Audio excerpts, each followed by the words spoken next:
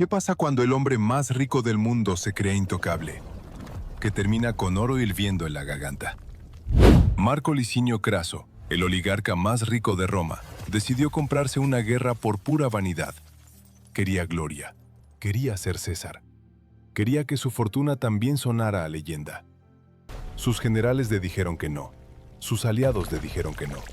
Hasta los augures de Roma le dijeron que no. Craso ignoró a todos. Invadió Partia, destruyó a su propio ejército y convirtió 20.000 muertos en el precio de su ego. La chequera no cura la estupidez. Y no fue el único. Hoy no vamos a hablar de héroes, tampoco de villanos. Vamos a hablar de hombres y mujeres con poder absoluto, rodeados de consejeros brillantes, con todas las advertencias posibles delante, que aún así tomaron decisiones tan absurdas que cambiaron la historia para peor. 20 casos, 20 catástrofes perfectamente evitables, y uno de ellos demuestra que incluso después de muerto, todavía puede ser declarado culpable. Número 1. Marco Licinio Craso. El hombre más rico de Roma murió con oro fundido en la garganta. Craso era el tercer hombre de Roma. El primero era Pompeyo, el general. El segundo, César, el político. Craso era el banquero. Según Plutarco, él mismo calculaba que no merecía llamarse rico quien no pudiera mantener un ejército con su fortuna personal. Y él podía. Su riqueza era legendaria hasta en el propio siglo I a.C. Pero quería gloria militar, la gloria que tenían Pompeyo y César. Y en el año 54 a.C., sin provocación alguna, sin motivo estratégico que los historiadores hayan podido identificar, declaró la guerra a los partos y marchó hacia el este con 7 legiones. Sus generales le advirtieron que el terreno era desfavorable. El rey de Armenia le ofreció una ruta alternativa más segura por el norte. Craso eligió cruzar el desierto en pleno verano. En Carrae, en el año 53 a.C., el ejército romano se encontró en campo abierto con la caballería parta. Lo que siguió fue una masacre sistemática. 20.000 romanos muertos, 10.000 capturados, las águilas legionarias, el símbolo más sagrado del ejército romano, capturadas. Los partos tardarían 33 años en devolver esas águilas a Roma. Y entonces los partos ejecutaron a Craso. La leyenda, que registra Dion Casio, dice que para burlarse de su legendaria avaricia le vertieron oro fundido en la garganta. No se sabe con certeza si es literalmente así. Lo que sí es documentado, su cabeza fue enviada al rey parto Orodes II, que en ese momento asistía a la representación de una obra griega de Eurípides, Las Bacantes. El actor que en escena debía portar la cabeza del dios Dioniso la sustituyó por la de Craso. Y continuó la función. La cabeza del hombre más rico de Roma fue utilizada como accesorio teatral en la corte enemiga. La obra continuó. El público aplaudió. Número 2. El archiduque austriaco que creyó ser el emperador de México. Viena, 1863.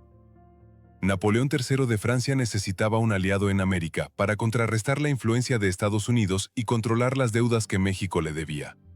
¿La solución? Convencer a un noble europeo bien dispuesto de aceptar el trono de un imperio mexicano que todavía no existía. Maximiliano de Habsburgo tenía 32 años, era liberal en sus ideas políticas, hablaba varios idiomas y gobernaba con buen juicio el norte de Italia. Aceptó. Su mujer Carlota, hija del rey de Bélgica, lo apoyó con entusiasmo. El problema era triple. Primero, la mayoría de los mexicanos no lo quería. Benito Juárez seguía siendo el presidente legítimo y resistía desde el norte. Segundo, Napoleón III prometió apoyo militar indefinido y luego lo retiró bajo presión de Estados Unidos. Tercero, cuando los franceses se fueron y la situación se volvió insostenible, Maximiliano rechazó huir. Un Habsburgo no huye, según sus propias palabras. Fue capturado en Querétaro y fusilado en el Cerro de las Campanas el 19 de junio de 1867. Su mujer Carlota, que había viajado a Europa a pedir ayuda y no la obtuvo, perdió la razón. Vivió encerrada en el castillo de Bouchot, en Bélgica, hasta 1927. 60 años, sobreviviendo a su marido por 6 décadas. El Cerro de las Campanas, en Querétaro, todavía está ahí. La capilla expiratoria que marca el lugar del fusilamiento la mandó construir el propio Francisco José, el emperador austríaco que nunca había creído que su hermano sobreviviera a esa aventura. Número 3. John Law, El escocés que inventó el millonario y la ruina de Francia. Un número, solo uno: 40. En menos de un año, en 1719, las acciones de la Compañía del Mississippi multiplicaron su valor por 40 en el mercado de París. Eso es el número 3. John Law era un escocés con una idea brillante: papel moneda respaldado por las riquísimas tierras del Mississippi en América. Convenció al regente de Francia, Felipe de Orleans, de crear el Banco Real. Las acciones empezaron a subir, luego a dispararse. Toda Francia invertía: los nobles, los artesanos, los criados, los sacerdotes. La palabra millonario en francés apareció en ese momento exacto. Millionnaire. Era un concepto tan nuevo que necesitaba nombre. El problema: las tierras del Mississippi no valían lo que prometían. Eran pantanos y selva. En 1720 la burbuja estalló. Las acciones volvieron a cero. El papel moneda se devaluó hasta no valer nada. Familias enteras que habían vendido sus posesiones para invertir quedaron en la calle. Francia tardó décadas en volver a confiar en el papel moneda y los bancos centrales. Cuando la revolución llegó en 1789, parte del rechazo popular a las instituciones financieras tiene su raíz directa en lo que John Law hizo en 1720. Número 4. Cómodo. El hijo de Marco Aurelio que eligió ser gladiador. Marco Aurelio fue uno de los mejores gobernantes que ha tenido Roma.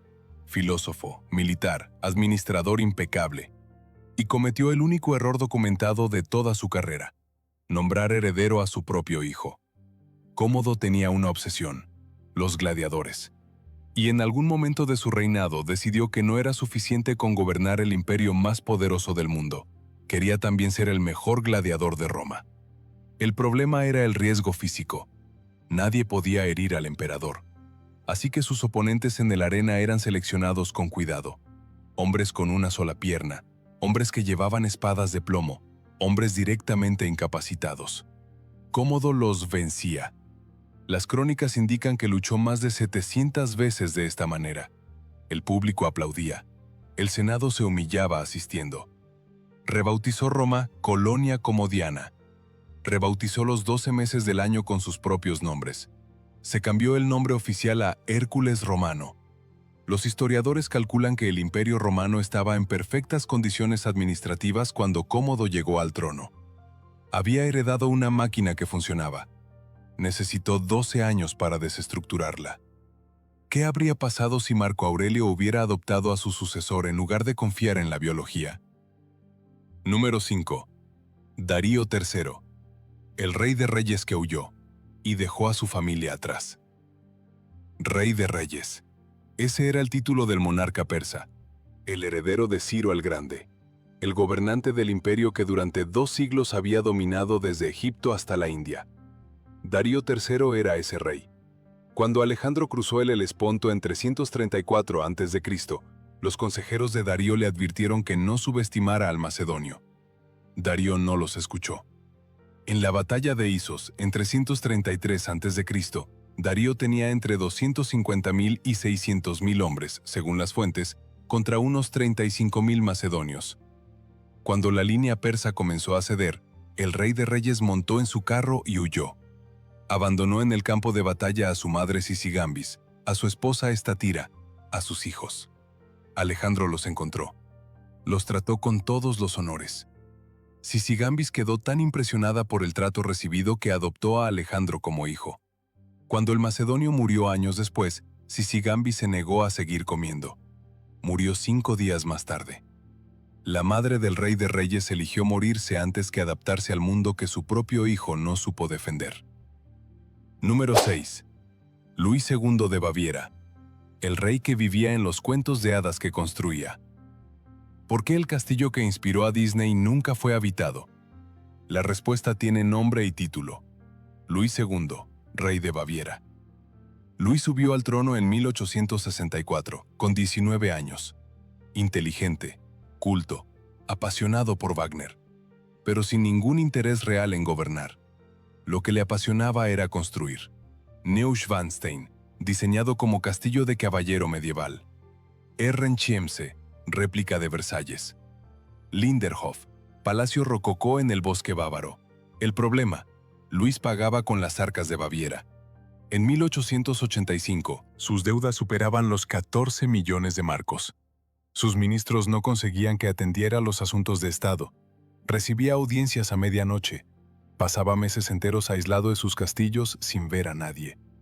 En 1886, un tribunal lo declaró demente sin haberlo examinado en persona. Fue destituido. 3 días después, apareció muerto en un lago. Junto a él, el médico que había firmado la declaración. El caso sigue sin resolverse. El castillo en el que Luis nunca llegó a vivir recibe hoy 1,4 millones de visitantes al año. Es la atracción más visitada de Alemania. Hay ironías que la historia no se molesta en disimular. Si llegaste hasta aquí, escribe idiota en los comentarios. Y dime, ¿cuál de los 6 primeros te parece más increíble? El de Luis II de Baviera es el que más me sorprende cada vez que lo pienso. Tenía todo el poder para hacer lo que quisiera, y lo que quería era un castillo que nunca iba a habitar. Número 7. El Sínodo Cadavérico. El Papa que juzgó un cadáver. Enero del año 897. En la Basílica de San Juan de Letrán, en Roma, sede del papado, ocurrió algo que las crónicas medievales registran con el silencio incómodo de quien ha visto demasiado. Un papa, vivo, juzgó a otro papa, muerto, exhumando su cadáver, vistiéndolo con las ropas pontificias, sentándolo en un trono y formulándole acusaciones formales delante de un tribunal eclesiástico. El papa vivo se llamaba Esteban VI, el muerto se llamaba Formoso, y Formoso llevaba ya 8 meses bajo tierra cuando lo desenterraron.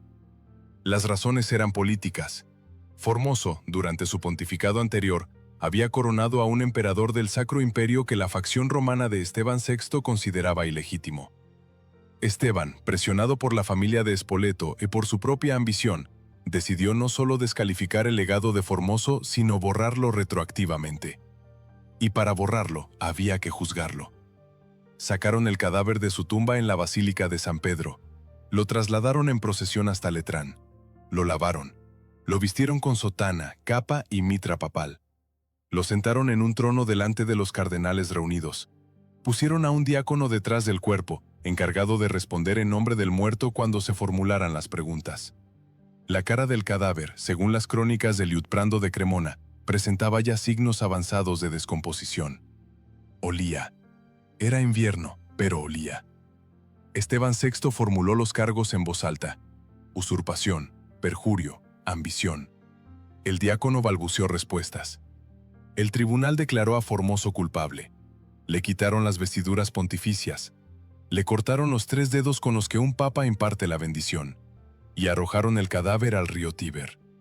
Pocos meses después, Esteban VI fue depuesto por una revuelta popular romana, indignada por aquel sacrilegio. Lo encarcelaron y, en su celda, fue estrangulado. Su sucesor invalidó todos los actos del sínodo cadavérico.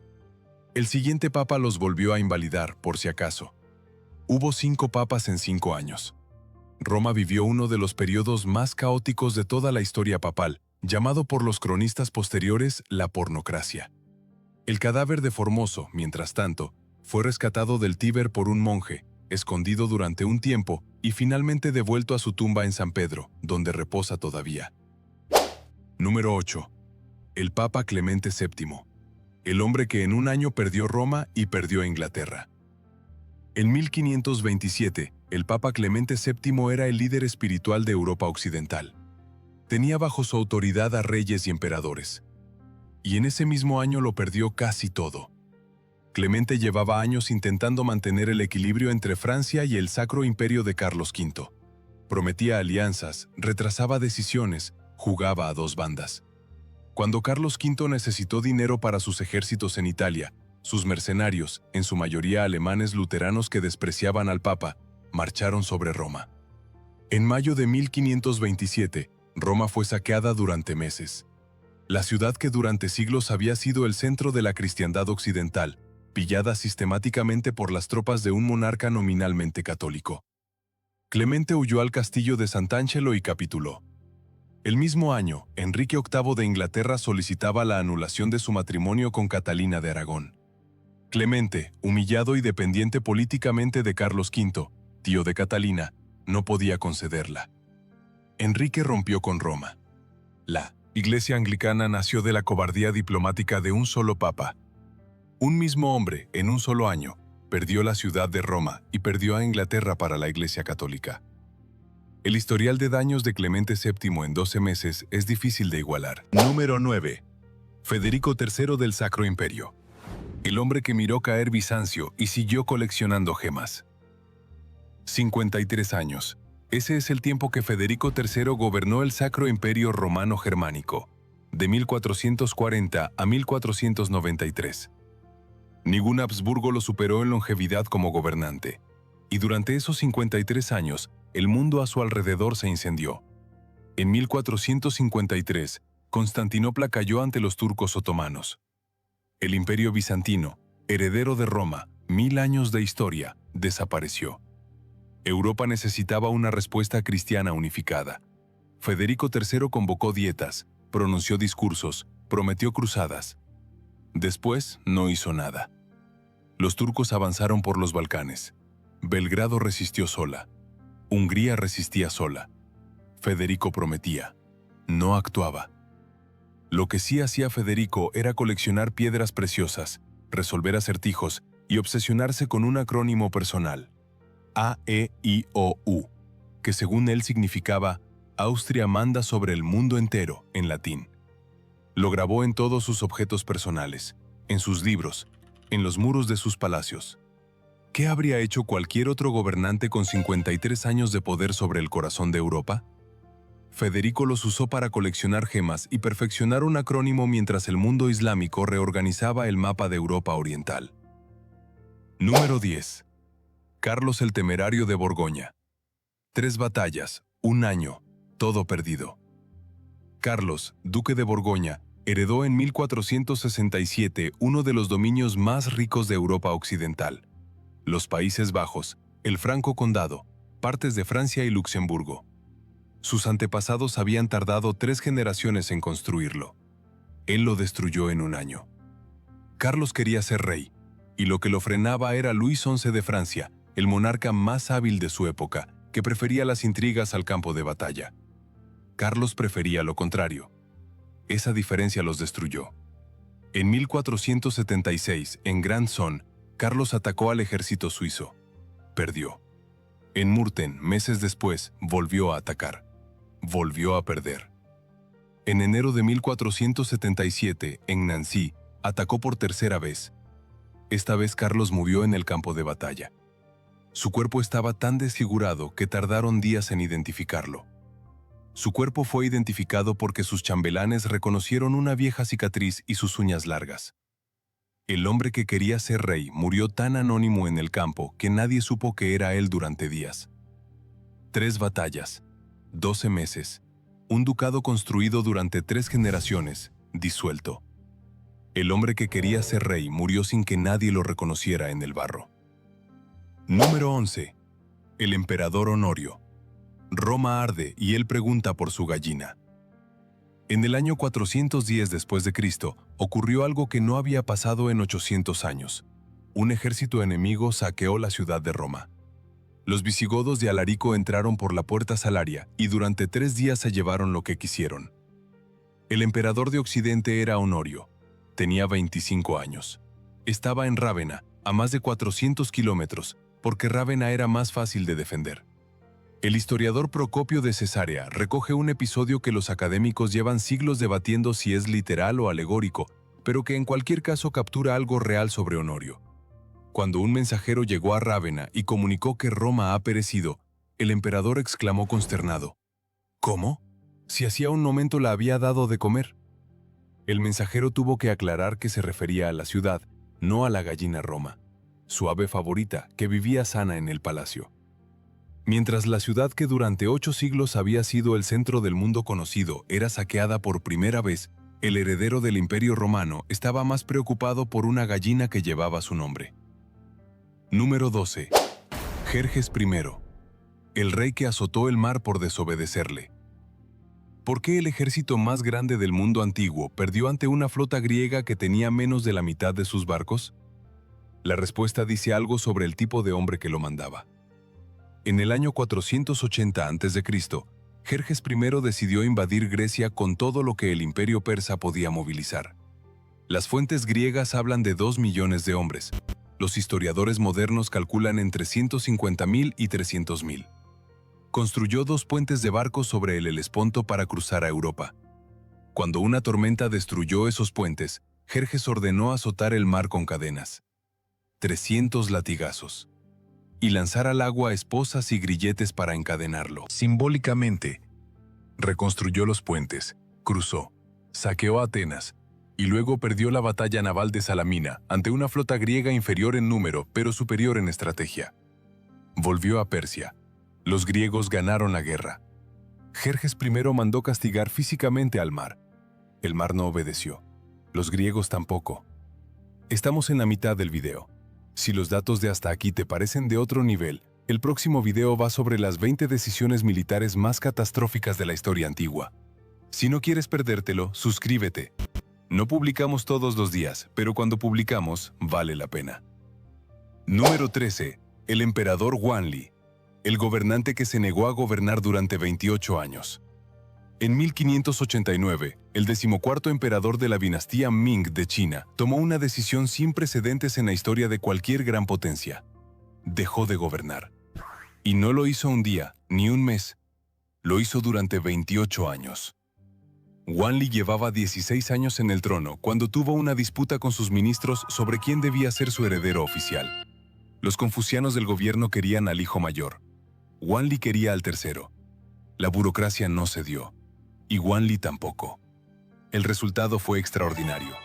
El emperador de China, el hombre más poderoso del planeta en ese momento, simplemente dejó de aparecer. De 1589 a 1617, Wanli no asistió a ninguna audiencia pública, no recibió a ningún funcionario, no firmó ningún nombramiento importante. Los documentos de Estado se acumulaban sin respuesta.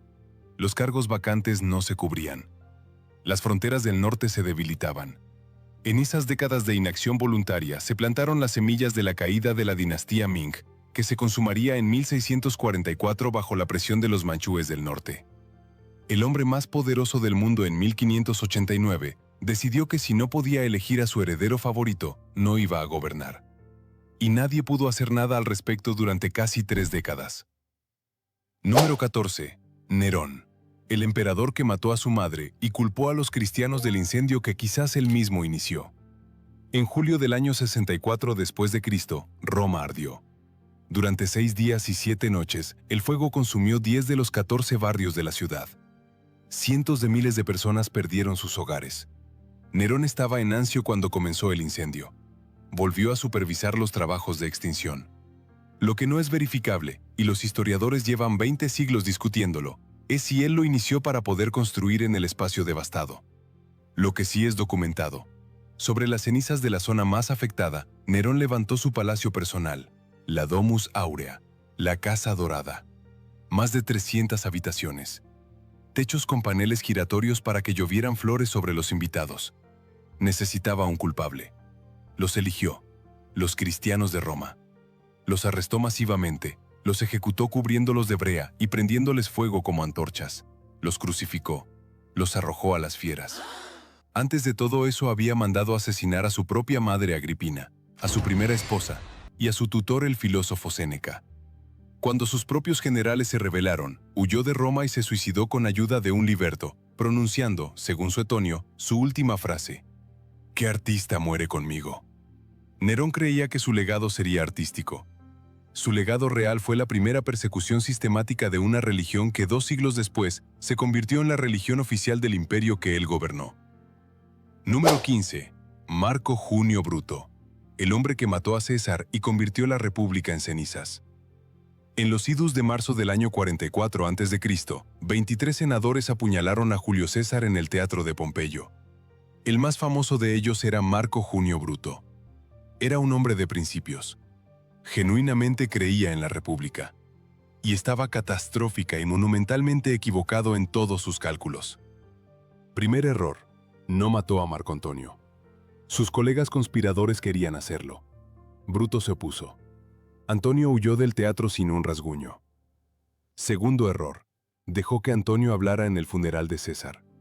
El discurso de Antonio, que Shakespeare inmortalizó, fue un ejercicio de retórica tan perfecto que convirtió a la turba de Roma en una masa furiosa que quemó las casas de los conspiradores esa misma noche. Tercer error. Pensó que el ejército de César se dispersaría. El ejército de César se mantuvo leal a su memoria. La guerra civil que siguió duró 14 años. La república que Bruto amaba no sobrevivió a sus intentos de salvarla. El hombre que mató al dictador para restaurar la república produjo en cambio las condiciones exactas para el primer imperio romano. Roma esperó 2000 años para tener de nuevo algo parecido a una república. Número 16. El zar Pablo I de Rusia. Tan errático que sus propios guardias lo mataron. 42. Esa es la edad a la que Pablo I llegó por fin al trono de Rusia, en 1796, después de 34 años esperando mientras su madre, Catalina la Grande, gobernaba. Y cuando por fin tuvo el poder, lo ejerció como alguien que lleva décadas acumulando listas de lo que quería cambiar. Prohibió el uso de palabras como ciudadano, sociedad y club en el imperio. Dictaba órdenes en mitad de la noche. Formó a sus propias tropas en el patio del palacio bajo la nieve durante horas como castigo. Se obsesionó con la Orden de Malta y se autoproclamó gran maestre sin haber pisado la isla. Sus nobles más cercanos empezaron a temer que su próxima orden afectara directamente a sus títulos, sus tierras o sus cabezas. En la noche del 23 de marzo de 1801, un grupo de oficiales de la Guardia entró en su dormitorio y lo asesinó. Tenía 46 años. Había gobernado 5. La sentencia fue ejecutada en la madrugada del 23 de marzo de 1801, en su propio dormitorio, por los hombres encargados de protegerle. Número 17. Napoleón III. El sobrino que capituló con todo su ejército. Hay una distinción que la historia hace pocas veces con suficiente claridad. Napoleón I fue un genio militar. Napoleón III fue otra cosa. Luis Napoleón Bonaparte llegó al poder en Francia a través del nombre. El sobrino del gran Napoleón prometía restaurar la gloria imperial. Fue elegido presidente y luego se autoproclamó Napoleón III, emperador de los franceses. En 1870, en una de las maniobras diplomáticas más mal ejecutadas de la historia moderna, terminó enredado en una declaración de guerra contra Prusia que Francia no estaba en condiciones de ganar. Bismarck lo había maniobrado meticulosamente hacia esa guerra. Napoleón III lo vio venir y la declaró igualmente. Lo que siguió fue la derrota más rápida de una gran potencia europea en la era moderna hasta ese momento. En 6 semanas, el ejército francés fue destruido. El 2 de septiembre de 1870, en Sedan, Napoleón III firmó la rendición personal. Él, el emperador de los franceses, se entregaba como prisionero de guerra junto a todo su ejército. Bismarck proclamó el imperio alemán en el Salón de los Espejos de Versalles, el símbolo máximo de la grandeza francesa, usando la derrota de Napoleón III como escenario. La humillación estaba diseñada para durar. Duró 50 años, hasta la Primera Guerra Mundial. Quedan 3 datos, y el 19 va a hacer que todos los anteriores te parezcan un calentamiento. Número 18. Iván el Terrible. El zar que mató a su propio heredero con sus propias manos. Iván IV de Rusia fue un estadista capaz y un reformador en los primeros años de su reinado. Modernizó la administración, conquistó Kazán y Astracán, estableció los primeros contactos comerciales con Inglaterra. Y luego algo se quebró. Su primera esposa, Anastasia Romanovna, murió en 1560, y Iván nunca volvió a ser el mismo. Lo que siguió durante 20 años fue un reinado de terror. La oprichnina, una policía de estado vestida de negro, montada a caballo, que aterrorizaba las ciudades rusas. Novgorod fue masacrada en 1570 por sospechas de traición. Entre 2.000 y 12.000 muertos en varios días, según las fuentes. Pero el error que selló su legado ocurrió en noviembre de 1581. Iván entró en los aposentos de su nuera, la esposa embarazada de su hijo Iván Ivanovich, y la golpeó. Su hijo intervino para defenderla. El zar, en un ataque de furia, le golpeó en la cabeza con su cetro de metal. Iván Ivanovich murió varios días después. Con él moría el heredero al trono ruso. La línea dinástica quedó destruida. 15 años después de la muerte de Iván el Terrible, sin herederos capaces, Rusia entraba en el tiempo de los disturbios, una guerra civil de una década que casi disolvió el Estado ruso. Iván el Terrible pasó décadas eliminando enemigos reales e imaginados. El único golpe que destruyó definitivamente su legado fue el que le asestó a su propio hijo. Número 19. Pirro de Epido, el inventor de ganar perdiendo. En el año 280 a.C., un rey griego cruzó el Adriático con un ejército para ayudar a los tarentinos de Italia contra Roma. Era brillante, quizás el mejor estratega de su generación, y ganó cada batalla que libró en suelo itálico. En Heraclea venció, en Ausculum venció. Pero tras Ausculum, cuando un oficial le felicitó por la victoria, Pirro respondió en voz alta ante sus generales: «Otra victoria así y estamos perdidos». No era pesimismo, era aritmética. Cada batalla le costaba hombres que no podía reemplazar. El ejército que había traído de Grecia ya no existía. Los aliados italianos estaban agotados. Regresó a Epiro con las victorias contadas y la guerra perdida. La historia le guardó el nombre para siempre, no como él quería, victoria pírrica, sinónimo de triunfo que destruye al vencedor. Murió años después durante el asalto a Argos, no en batalla. Una anciana desde un tejado le arrojó una teja que le golpeó en la cabeza. El mejor general de su generación lo mató un cascote. Había vencido a 5 reyes en combate singular. Lo mató una teja que no vio venir. Número 20. El emperador Valente, el hombre que en una tarde abrió la puerta a la caída de Roma. El 9 de agosto del año 378 después de Cristo es una de las fechas que los historiadores señalan como el inicio del fin del Imperio Romano de Occidente. No porque Roma cayera ese día, faltaban 98 años, sino porque ese día el emperador Valente tomó una decisión de 2 palabras: atacad ahora, que abrió una puerta que nunca volvió a cerrarse. Los visigodos llevaban meses acampados al sur del Danubio.